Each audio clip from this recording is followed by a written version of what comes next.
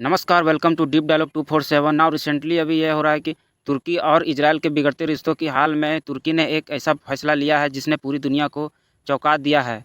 तुर्की ने घोषणा की है कि अब इजराइल के साथ उसके सभी व्यापारिक और हवाई संबंध खत्म कर दिया जाएंगे।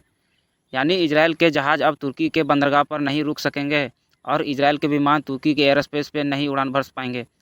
अब सवाल यहाँ ये आता है कि आखिर इतनी बड़ी कार्रवाई क्यों की गई है। असल में इसका सीधा संबंध है गाज़ा युद्ध से। इजरायल लगातार गाज़ा में हमास के खिलाफ सैन्य अभियान चला रहा है और तुर्की इसे मानवता के खिलाफ अपराध मानते हुए इसका विरोध कर रहा है। इतिहास पर अगर हम नज़र डालें तो दोनों देशों के रिश्ते हमेशा उतार चढ़ाव भरे हैं। अगर आपको जानकर आश्चर्य होगा कि तुर्की पहला मुस्लिम देश था जिसने 1949 में इजरायल को मान्यता दी थी।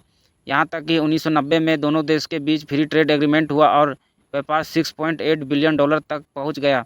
लेकिन 2010 के बाद हालात बदलने लगे। वजह बनी मावी ममरन घटना, जब गाज़ा की नाकेबंदी तोड़े जा रहे थे। तुर्की के जहाज़ पर इजरायली कमांडोज ने हमला कर दिया और 10 तुर्की नागरिक मारे गए। इसके बाद से रिश्ते में लगातार खटास बढ़ती चली गई। अर्दोगन के सत्ता में आने के बाद तुर्की ने खुद को मुस्लिम वर्ल्ड का लीडर साबित करने की कोशिश तेज़ी से कर दी। यही कारण है कि हर बार गाज़ा संघर्ष में तुर्की खुलकर फ़िलिस्तीन के समर्थन में खड़ा हुआ। आज भी तुर्की यही कह रहा है कि इजराइल गाज़ा में जेनोसाइड यानी नरसंहार कर रहा है।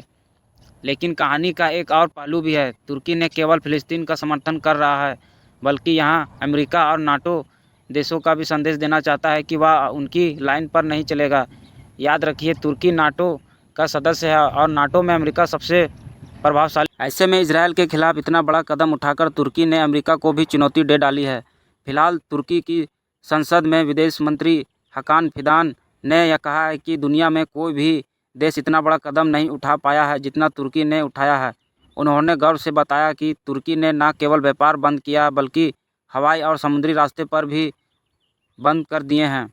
अब सवाल यहाँ ये आगे आता है कि आगे क्या होगा। इजरायल का मानना है कि जब तक हमास का पूरी तरह ख़त्म नहीं हो जाता, बंधकों को आज़ाद नहीं किया जाता, तब तक अभियान जारी रहेगा। दूसरी ओर तुर्की और ईरान जैसे देश इजरायल के खिलाफ माहौल बना रहे हैं। यूरोप के कुछ देश जैसे स्लोवेनिया और ब्रिटेन भी इजरायल के खिलाफ कड़े रुख की और बढ़ते दिख रहे हैं। तो साफ है कि यहाँ मुद्दा अब केवल गाज़ा तक सीमित नहीं रहा बल्कि यह पूरा राजनीतिक शक्ति संतुलन का हिस्सा बन गया है। एर्दोगन की नज़र मुस्लिम वर्ल्ड के नेतृत्व पर है, वहीं इजरायल ट्रंप और अमेरिका के समर्थन से अपने मिशन को पूरा करने में लगा है।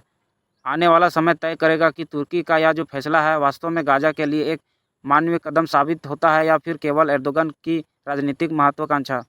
फिलहाल के लिए खबर इतना ही है। अगर जानकारी पसंद आई तो चैनल को सब्सक्राइब जरूर करें और अपने दोस्तों के साथ शेयर करें। धन्यवाद।